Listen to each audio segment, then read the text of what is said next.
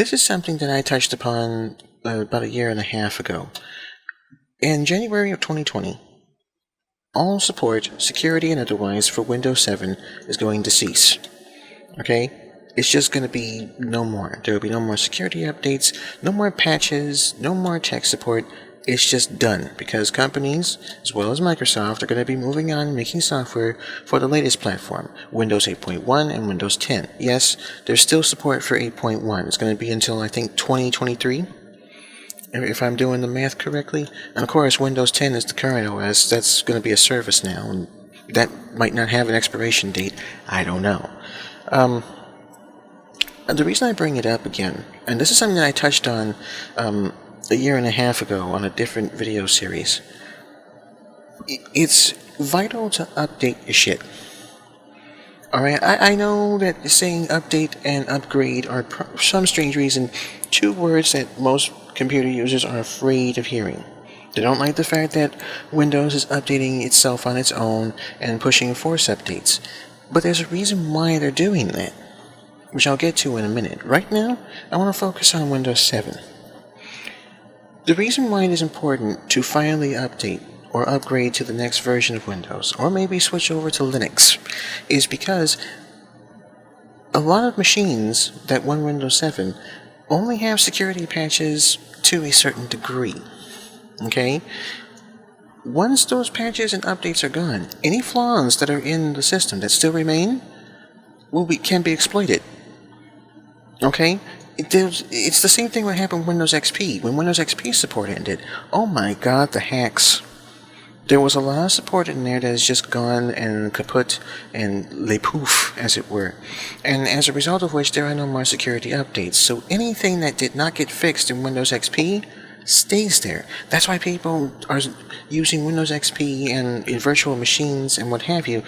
And they're making sure that it does not connect to the network, because hackers can figure out those exploits. There are software and programs that can be like, hey, this is running Windows XP, here's all the exploits for it, let's dish in, let's do it. Okay, and there are a lot of shit that Windows XP no longer covers, but people still use that OS to connect to the internet, to do all their business transactions, to do their stuff online, and you shouldn't do that. Same thing's happening now with Windows 7, because next year, January 2020, support's gone.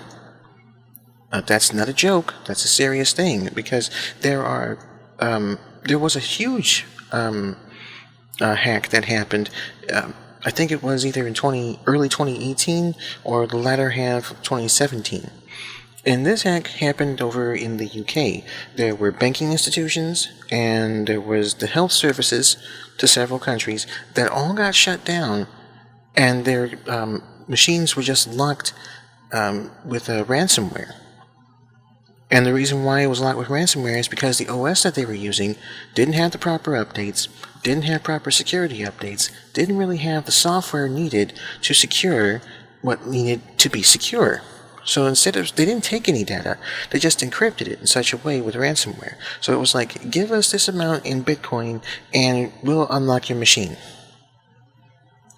And that's scary. Okay? One of the major cruxes was that most of these machines were running Windows 7. All this data that they were using, all the software that they were using, ran on Windows 7. So all the things that could have stopped that from happening weren't there, because it wasn't made for it. And that's what led to extending support for Windows 7 up to 2020, which ends in January 2020. Can't stress how important that is, that you finally make the move and go up a number in the operating system.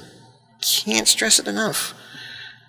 And the sad part is, there are a lot of small businesses, there are a lot of corporate businesses, there are a lot of organizations and services that still have machines running on Windows 7. So whatever exploits are there, they're slowly getting fixed, they're slowly getting patched, but this is around the time where they're starting to slowly dwindle down. And a lot of people aren't getting that. The same situation that happened with Windows XP will happen with Windows 7. Because just like with XP, whatever is not fixed, whatever is not patched, whatever is not sorted out, is vulnerable to hackers. So come January 2020, whatever is not fixed in your OS at the time, which is Windows 7, you're gonna get fucked. Okay, I know it's pretty and it's convenient and it just works and you love it. The interface is nice and it's fantastic and all your software runs it. Okay, I get it. I really do. I feel for you. XP and 7 were the best operating systems, excluding of course Windows 10, which I personally think is awesome. But seriously, you're gonna have to move on. You have no choice at this point. You gotta go. You gotta go up a level, or at least switch to Linux. Something, anything. Do fucking something. Okay? Because by January 2020, as Barbara Walters would say, Windows 7 is fucked. That's not a joke.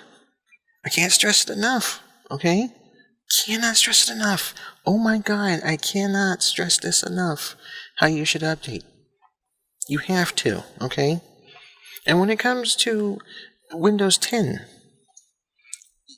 I get that people aren't liking the fact that it forces updates. Okay, I get it. I honestly get it, I understand. But the reason why they do that is because you're not doing it yourself. Okay? That's why they decided to make Windows 10 as a service. So they're doing the things that you are refusing or more effectively shit afraid to do yourself. And it just makes sense to do that anyways. It makes sense that Microsoft should be like, hey, we're going to treat this operating system as a service instead of just something that you can install whenever as an end user, and then you've got to go and look for the updates and then recommend them yourself. I think that's a good thing that they're doing this. I think it's a good thing that they are collecting telemetric data because it helps solve these problems sooner and faster. I remember the operating systems of old. I remember Windows 95, 98, XP, 7, definitely 8, I definitely remember that, 8.1, and Vista, which I don't see as an operating system at all. Just thought I'd bring that up. And I remember how long it took just to get patches and updates fixed, especially in Vista. That thing was moving files left and right. It wasn't deleting them. It wasn't like the bug that they had back in October, which they fixed, by the way, for Windows 10. It was a lot like, okay, you have a file that's being downloaded. It's put in the downloads folder.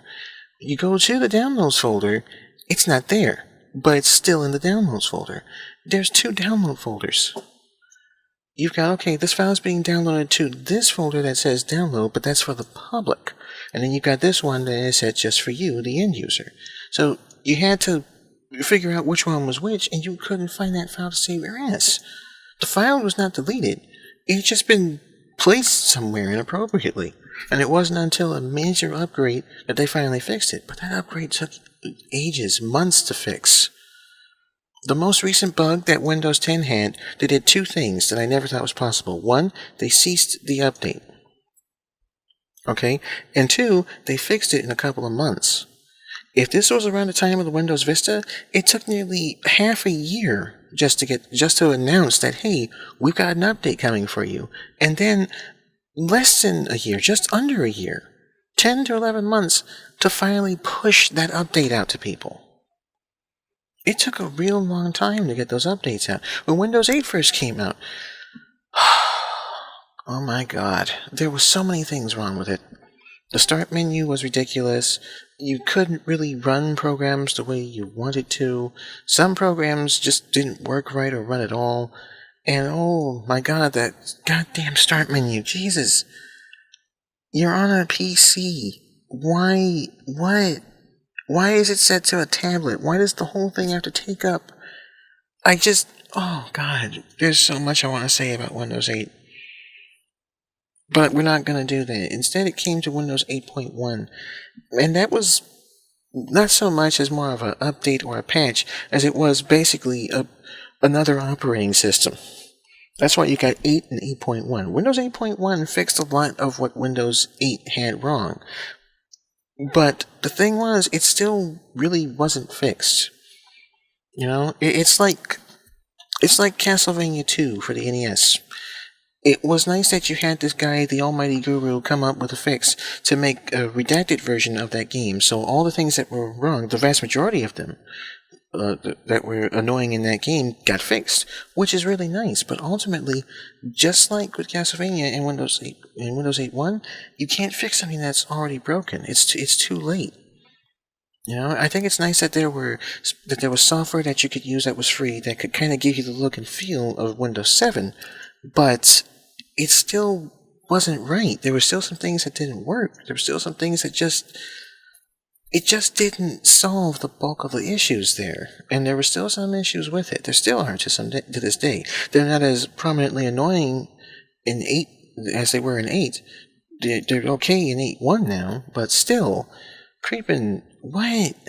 God, it's just terrible. It ultimately is. Now, with Windows 10, I know that's going to be using artificial intelligence to determine when it is okay to update your PC so you get your updates. And I think it's nice that there's the option to delay the updates, but when I look at it, in the long run, why the balls would you want to do that?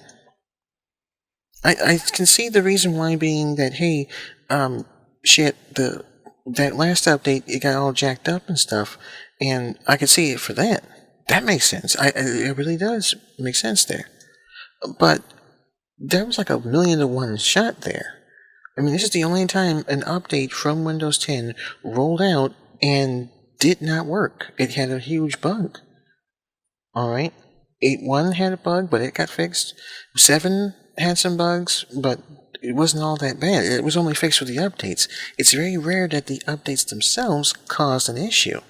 This is one of those 1 in a million shots, and it did lead to Microsoft changing how it does things. So I can see it as like, whoa, there's a problem. Emergency, hit the brakes on your end to delay it. But ultimately, there really is no reason.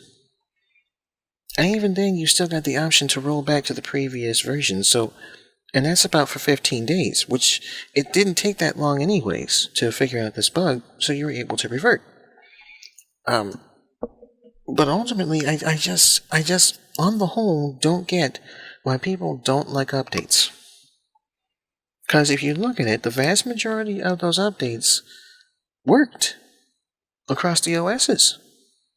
Windows XP got 2 service packs. They worked. There was never really a problem with the Windows XP updates. Every single update for Windows XP, every single update for Windows 7, hell, I even say it, every single update for Windows 98, they all worked. They didn't make the system worse, they actually fixed genuine problems. So this one shot in a million, this 1,000,000 to 1 shot that this one update causes more harm than good is extremely rare. It's very, very rare. So we shouldn't be panicking over it. And you're supposed to update your software anyway because they mainly contain bugs and security fixes. That's a given no matter what. Even with the messed up October update for Windows 10, you still have to update your software. You still have to update your OS. You have to update this stuff. And people are so afraid of it. The alternative is far worse. If you don't update and upgrade like you're supposed to, it makes your system vulnerable to this type of stuff. All that stuff that people fear about having their shit hacked and being attacked and stuff and this, that, and the other, it requires updating to help fix that. I don't know what the argument's going to be. You're going to be like, hey, okay, that's fantastic, but they're still going to find a way to get in. It doesn't stop at 100%. That's not the point. It's not designed to stop at 100%. There is never going to be an operating system, or product, or service that's going to stop all kinds of shit 100% of the time. There's always going to be a flaw. There's always going to be a bug. There's always going to be some type of thing that people are going to miss when it comes to these updates. And the reason why is because updates, as well as upgrades, are made by people who are fallible. There's no such thing as an infallible person. All the things that they create suffer that same fate. There is never going to be that 100% secure thing. It's never a thing. I know that some companies might say it and promote their product and what have you, but there's always going to be that slim chance that something's going to get jacked the fuck up. There's always going to be something that's going to be missed. There's always going to be something that's going to be glitchy. That's where these updates come in. And a lot of people are like, it's too many updates. It's too much of this. It's too much of that. It doesn't fix anything. It didn't do this. It didn't do that. It's a lot better than doing nothing at all. Okay? Absolutely nothing. How would you like it if Windows 10 came out and, like it came out the first time, and there was no updates? There were all these bugs, there were all these glitches, there was all these problems. And you remember when it came out the first year, there were some things that just didn't work. What if Microsoft just said, fuck it, we're not fixing anything. It is exactly what it is, this is what you're getting, that's it, you're just going to have to suck it up, deal with it, and accept it. Fuck you, leave us alone, onward to the next OS. How would you like that? That doesn't sound good, does it? It doesn't sound good for me. I'd be rightly pissed if that was the case. And thankfully, it is not. Alright? The bottom line, the whole point I'm trying to say is, whether you like it or not, update your stuff. Okay? Update and upgrade. If money is an issue, there's Linux. Free. It's 100% free. There's all kinds of flavors that'll work for you. I myself have Ubuntu Linux installed on my machine. Along with Windows 10. It's a dual boot. And I have no problem with that. I'm fine with that. Okay? I'm actually working on trying to have Ubuntu Linux as an alternative should something go wrong with Windows 10, should something go wrong with my computer. So I'm not left out twisted in the wind. It also helps for diagnostics, to diagnose your machine. So that's a definite plus right there. But no matter what the situation, update your stuff. I can see if you want to delay it to make sure that all the bugs are fixed. That's fine. But sooner or later, you're just going to have to take that leap. Alright? The best way to take that leap is to initially just change the way you see updates and upgrades. Stop seeing them as this super crazy bad thing that's going to fuck your shit up. Okay? It's not going to fix everything. It's not a panacea. Second, stop with the 100% secure shit. That is not a thing that exists. Okay? Does not exist. Nothing like that exists. Computers are fallible, they glitch, they act out, they become a dick. It happens. It does happen a lot. Everybody goes through it in their own way. You're just going to have to accept that. Finally, and this is important, there's nothing wrong with reminiscing and thinking about the past. There is something wrong with trying to constantly live in the past. And when it comes to people hanging on to older operating systems to near death, that is a very important thing to remember. You can think fondly of Windows XP and Windows 7, which I do. I can sit here for like 5-10 minutes a day and just think about the good old days of Windows 7 and XP. I can sit here and reminisce about the wonderful times I had with those OSs, the things I was able to do, the software that was made for them, the tweaks, the enhancements. I can do that. But just because I can do that does not mean that I should go back to that. I love Windows 7 and I love XP. I understand it. I get it. I do. But I can't go back to those operating systems. I honestly can't. You're just going to have to level up and move on. You're going to have to accept it. Okay? There's nothing wrong with thinking about the past, like I said before, but you can't live there. You gotta get up and you gotta get on with things. You gotta move on. You gotta move on to the next operating system. So, in January of 2020, you got a choice to make. You can either upgrade to the next OS or switch over to Linux, or you can get your shit hacked. Preferably, I hope you choose the former over the latter. Okay? And that concludes this lovely podcast of mine. Feel free to like, comment, and subscribe if you're watching this on the YouTube channel. If you are listening to this on the podcast, by all means, add this to your favorites. Put a couple of check marks on there. Say, hey, I want to listen to this. New episodes come out every Wednesday. And I like doing these quite a bit, actually. It's a good way to get my voice out there, to get my message out there. And it's a hell of a lot better than trying to monetize videos on YouTube. It's a slow and steady climb, but I'm getting there. So you guys, you have a great rest of your weekend. Happy Hump Day. Take care. Play some games. And when you get a chance, if you have one, make sure to upgrade your software and your hardware. Okay? Take care. Don't be afraid. Laters. Put your hands up when you feel that.